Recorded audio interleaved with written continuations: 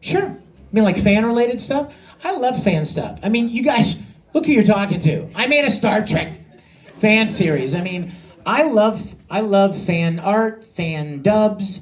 What do they call it? Like abridged things? Yeah, because to me, that's just you expressing your love for something. You know what I mean? Which is something I've been doing since I was very young. So I applaud that. I applaud any kind of expression of creativity and passion. Yes, sir. I do. Who doesn't? I do, and I'll tell you my fairy tale story. So Todd has been doing fairy tale for years, right? Woo! And I kept saying, like, every time I would go into Funimation to record, I would see Tyler, who directs fairy tale. And I would be like, Tyler, man, how much money do I have to give you to get to play a role in fairy tale? I'll come wash your car, I'll do whatever you need. And he's like, I've got a role for you coming up, it's gonna be good. And so I was really excited to be a part of it. And finally, the guy came up that I played, Mark Gear. Best bad guy in the show. He was cool, wasn't he? Yes. And so I was really excited to be a small part of that. But yeah, fairy tale's cool. Yes. Oh, you want me to do an Ed rant? Where's my water? You're breaking out the Will you come up here with me? Come up here. Get up there now. Give me that. I'm gonna flip the camera. Flip it. Huh? Won't flip while you're recording. That's okay. Okay, so here we are. You're gonna start us. Let's see how well she can do a short rant. Okay? What's your name? Madeline. Say hi to Madeline, everybody. Madeline, I want you to say in your best Edward psycho voice, who you calling a pipsqueak midget. Ready? And I'm even gonna give you, here, come here, will you shoot it? Come here. I'm even gonna give you the beeps, just like we do. So what you're gonna hear is boop, boop, boop. And wherever that fourth beat was supposed to go is when you start. You ready? Give it your all. Give it your all. Ready?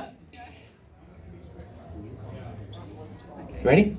Boop, boop, boop. Who you calling a pipsqueak midget?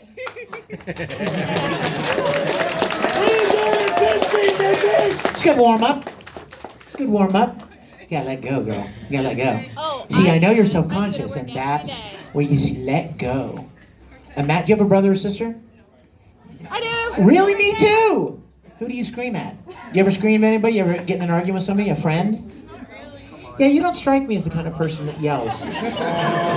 Right? She seems very kind. No, she seems very kind and gentle, which means it's going to be harder, right? Because it's not part of your personality. But that's okay, because that's acting, right? There you go. There you go, your cousin. I want you to see your cousin. Come here. See that guy right there? That's your cousin. See? And he's taller than you. And he always puts his hand on your head and goes, you're such a little squirt. Ready? Boop, boop, boop. Who you calling a pipsqueak midget? That was better. That was better. I think you got one more in you. I think you got a bigger one. Okay, so let's pretend you just said that to him, and you know what he said to you? I'm calling you a pipsqueak midget. Now he's getting you mad, right? Let it rip. Boop, boop, boop. Who you calling a pipsqueak midget? Ooh, it's getting better. Okay, now it's my turn. You gotta give me the beeps. Boop, boop, boop. Who you calling a pipsqueak midget?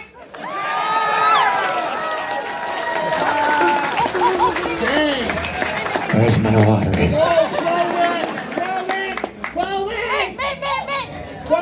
No more yelling, okay? Say Kakarot. No. Sure, I'll say Kakarot. Kakarot. Yes, sir. What food do you avoid before you go into a studio? What food do I avoid before I go into a studio? None. I probably should be avoiding some food, but I don't. You can never avoid You know what? I will tell you this though. If you have to record early in the morning, how many of you love to have a cup of coffee in the morning? No. Yeah, right? Me too. Problem is, caffeine dries you out. It you know what I mean? Which is not what you want. You want to lubricate your voice, like water and things that'll help keep your voice, warm and not dried out. That's the last thing you want. What? You're making me thirsty. I'm making you thirsty. So I'm the stupid guy who would drink a cup of coffee on the way to the studio. But then when I get to the studio, I will literally get a cup of just hot water and keep it in there it takes a little while. You know how in the morning voice, right? Hey, good morning. You sound like that. And then a few hours later, your voice is warmed up and you feel fine. But whenever you record in the morning, it's cool if you're doing, Uncle Grow or Zero. But if you're doing like Ed or Keldeo from Pokemon or some higher pitched voice, you need to warm it up ahead of time. I should probably have avoided a lot of things that I never avoided. Somebody used to tell me a singer friend of mine used to tell me he used to eat potato chips before he went into the studio to sing because of the grease in the potato chips. He firmly believed that it lubricated his voice up a little bit. I don't know if that's true. I think he just likes potato chips. And he made up some lame-o excuse for why I have to eat potato chips. Let's see. Yes, my dear. I'm sorry? Yes.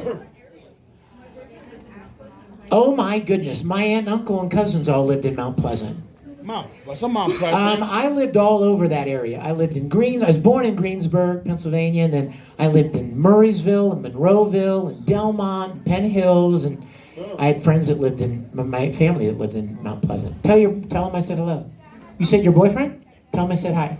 Yes, sir. When you're going into the recording booth, what are some of the things that you do to sort of get into the right mindset for the voice you're going to do? Like if you're going to 0 versus 10, some of the things that you might do. Well, when you start recording a series, you don't have any real reference, right?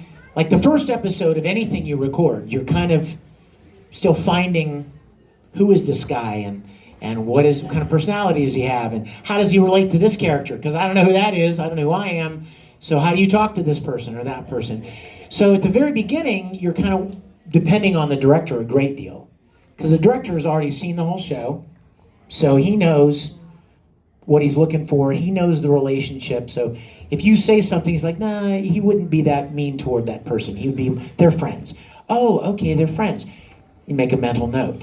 After 2 or 3 episodes, you've kind of got in your mind the kind of person that character is. And the director just counts on you to remember. Sometimes if you played a character and then the character's gone for many, many months, and then he pops back up, well, you might have recorded 15 shows since the last time you played that role, and you have no memory of what that character sounded like, what his personality was like. So the director will often play you a recorded line that you did the last time you were there. So you kind of